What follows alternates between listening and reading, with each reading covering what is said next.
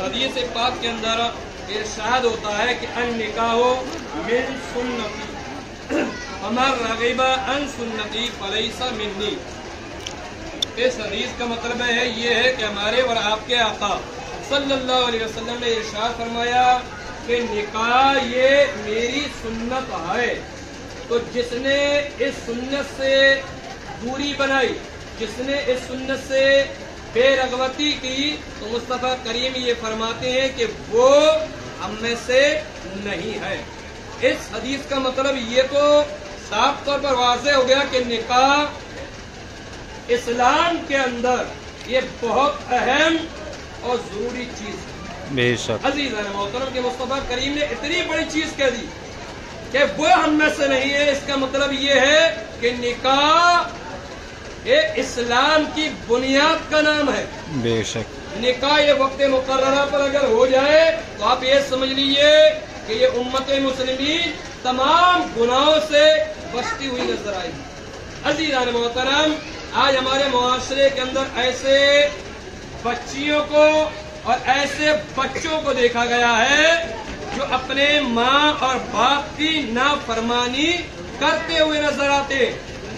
آخرکار ایسا کون سا کام ماں باپ کر دیتے ہیں کہ جس کی بنیاد پر اولاد ماں باپ کے سامنے سینہ لے کر کھڑی ہو جاتی ہے، اپنی زبان کا استعمال کرتی ہے، تو کہیں اپنے ہاتھ کا استعمال کرتی ہے، تو کہیں ان کی نافرمانی کرتی ہوئی نظر آتی ہے، کہیں انہیں گھر سے باہر کرتی ہوئی نظر آتی ہے، کہیں انہیں گالی گلوچ کرتی ہوئی نظر آتی ہے۔ یہی اولاد ایسی بھی نظر آتی ہے جو ایک ایک لقمہ کے لیے اپنے ماں اور باپ کو ترسا دیتی ہے۔ یہی وہ اولاد ہے جو ماں باپ کو اتنی تکلیفیں دیتی ہے، نہ جانے کتنے ایسے بستر ہوں گے جو آج بھی ماں اور باپ کے آنکھوں سے جو آنسو گرتے ہیں ان سے بھیگے ہوئے نظر آئیں گے۔ بے شک لیکن ایک ماں باپ ایک ایسی عظیم چیز ہے، اولاد کے لیے ایسی نعمت اور ایسی رحمت ہے کہ اولاد کے لیے بد دعا بھی نہیں کر سکتے۔ لیکن آج اولاد جو نافرمان پیدا ہوتی ہے، ہم اس کا احساس نہیں کر پاتے، اور اس کا احساس ہوتا ہے نکاح والے دن۔ نکاح والے دن، اور نکاح والے دن کیا ہے کہ آج ہم مہر 1 لاکھ روپیہ، 5 لاکھ روپیہ، 2 لاکھ روپیہ، 1.5 لاکھ روپیہ، 10 لاکھ روپیہ مہر تو بنوا دیتے ہیں، لیکن لڑکے سے معلوم کیے جائے کہ کتنا کماتے ہو تو بولے کہ مہینے میں 6,000، مہینے میں 10,000، مہینے میں 15,000۔ تو آپ یہ بتاؤ اگر مہینے 15,000 کمایا تب تو 10,000 روپے اس کا مہینہ خرچہ ہو گیا، تو پھر وہ مہر کیسے ادا کرے؟ اور جس کی پہلے سے ہی 6,000 ہو تو وہ اپنا خرچہ پورا نہیں کر پائے گا، تو مہر کیسے ادا ہوا؟ اور مہر ادا کرنا یہ واجب ہے، شریعت کی جانب سے واجب یعنی لازم یعنی ضروری چیز کہ مہر ہر صورت میں آپ کو ادا کرنا ہی ہوگا۔ اب یہ مہر کہاں سے دیں گے صاحب؟ اتنا زیادہ ہو گیا تو، اور جب مہر نہیں دیں گے تو پھر یہ سمجھیں جو اولاد ہوگی وہ نافرمان پیدا ہوتی ہے۔ عمر فاروق اعظم اپنے وقت کے دوسرے خلیفہ، اور وہ فاروق اعظم یہ کہتے ہیں کہ سادہ مہر بنوانے سے عمر فاروق اعظم جیسے خلیفہ نے منع فرمایا۔ بے شک مہر اتنا بنوانا چاہیے جس میں آسانی کے ساتھ لڑکا اس مہر کو ادا کر دے اور اس کو احساس بھی نہ۔ کوشش تو یہ ہونا چاہیے کہ مہر مؤجل ہونا چاہیے۔ سبحان اللہ۔ مہر مؤجل اتنا مہر بنوایا جائے کہ شادی والے دن ہی لڑکا پورا مہر بھی ادا کر دے۔ سبحان اللہ۔ عزیزان محترم، لیکن ہمارے معاشرے میں کچھ لوگ ایسے بھی ہیں کہ جب نکاح ہوتا ہے، اچھا ہر شادی میں 2-4 تو ٹیڑے ہوتے ہی ہوتے، 2-4 ٹیڑے ہوں گے، اور ان کو چاہے تو قرآنی آیات بتا دی جائے، چاہے حدیث پڑھ کے بتا دی جائے، بخاری پڑھو، مسلم پڑھو، ابن ماجہ پڑھو، نسائی پڑھو، ترمذی پڑھو، ابو داؤد پڑھو، کوئی بھی حدیث آپ پڑھ کر سنا دو ان پہ اثر نہیں ہوگا۔ اس لیے وہ یہ سوچتے ہیں کہ سب سے بڑے عالم ہم ہی ہیں، سب سے بڑے مفتی ہم ہی ہیں۔ اور کیا کہتے ہیں؟ بولے مہر بنواؤ، کیا بولے شرعی پیغمبری بنوائی۔ اب ان سے پوچھ لو جتنے بھی موجود ہیں، کوئی بتا رہے کہ مصطفیٰ کریم کا مہر کیا تھا؟ بتا دیے، میں چیلنج کر رہا ہوں کسی کو۔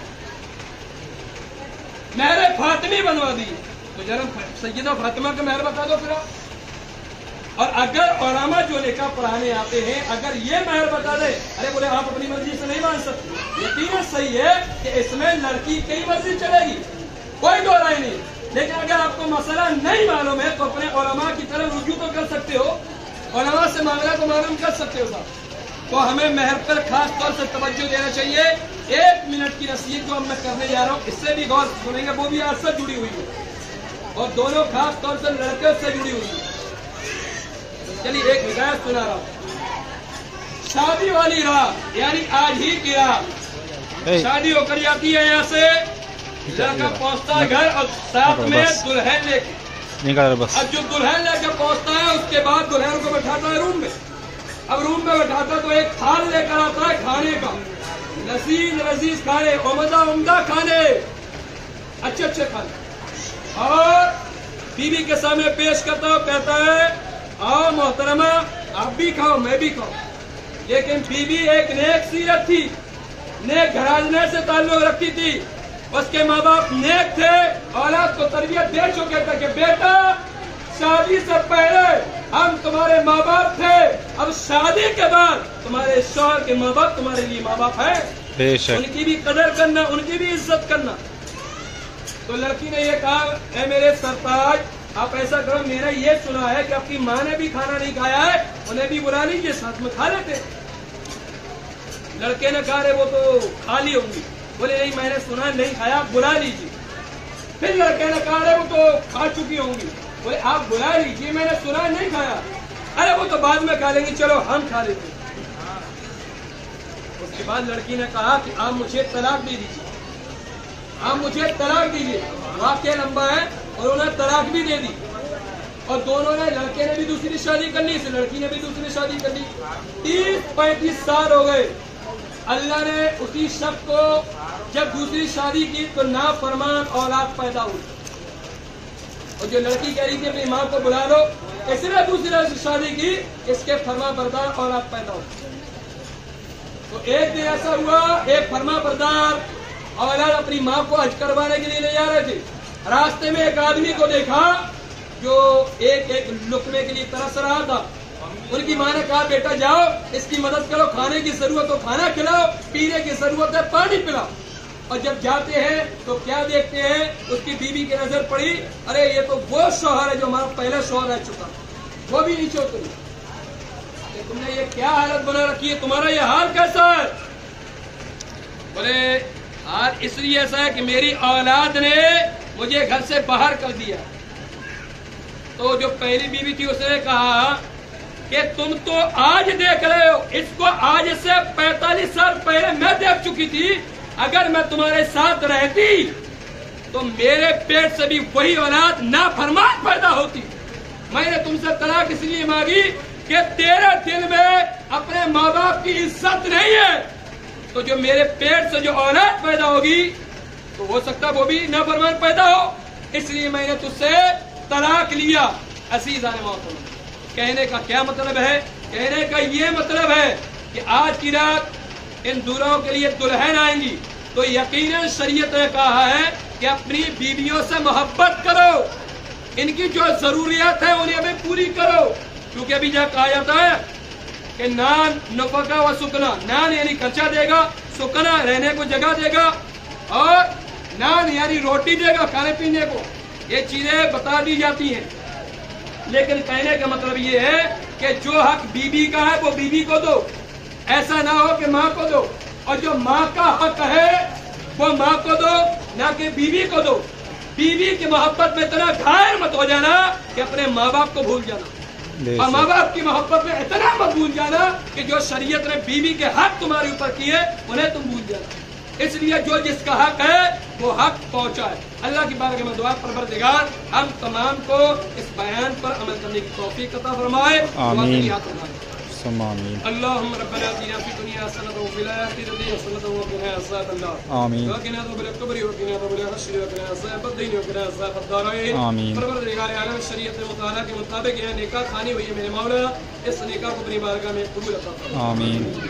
اللہ تمام حاضرین کی حاضری کو اپنی بارگاہ میں قبول عطا فرما۔ آمین میرے مولا تمام کی دعاؤں کو اپنی بارگاہ میں قبول عطا فرما۔ آمین اللہ دولہا و دلہن کے درمیان الفت و محبت عطا فرما۔ آمین پروردگار عالم دولہا و دلہن کے درمیان با محبت عطا فرما جو حضرت آدم اور حضرت حوا کے مابین رہی۔ آمین اللہ دولہا و دلہن کے درمیان با محبت عطا فرما جو موسیٰ کریم اللہ اور حضرت صفورہ کے درمیان رہی۔ اللہ دولہا و دلہن کے درمیان با محبت عطا فرما جو حضرت یوسف اور حضرت زلیخا کے درمیان رہی۔ آمین اللہ دولہا و دلہن کے درمیان با محبت عطا فرما جو حضرت یوسف اور حضرت زلیخا کے درمیان رہی۔ آمین پروردگار عالم مالک مولا دولہا اور دلہن کے درمیان با محبت عطا فرما جو مصطفیٰ کریم اور سیدہ عائشہ کے درمیان رہی۔ آمین اللہ دولہا و دلہن کی آنے والی نسل میں مولا بے پناہ برکت عطا فرما۔ آمین اللہ ان کی زندگیوں میں برکت عطا فرما۔ آمین پروردگار یہاں جتنے بھی مہمان آئے ہوئے میرے مولا تمام کے اوپر اپنا فضل عطا فرما۔ اللہ کرم عطا فرما۔ سبحان ربك رب العزة عما يصفون وسلام على المرسلين والحمد لله رب العالمين لا إله إلا الله۔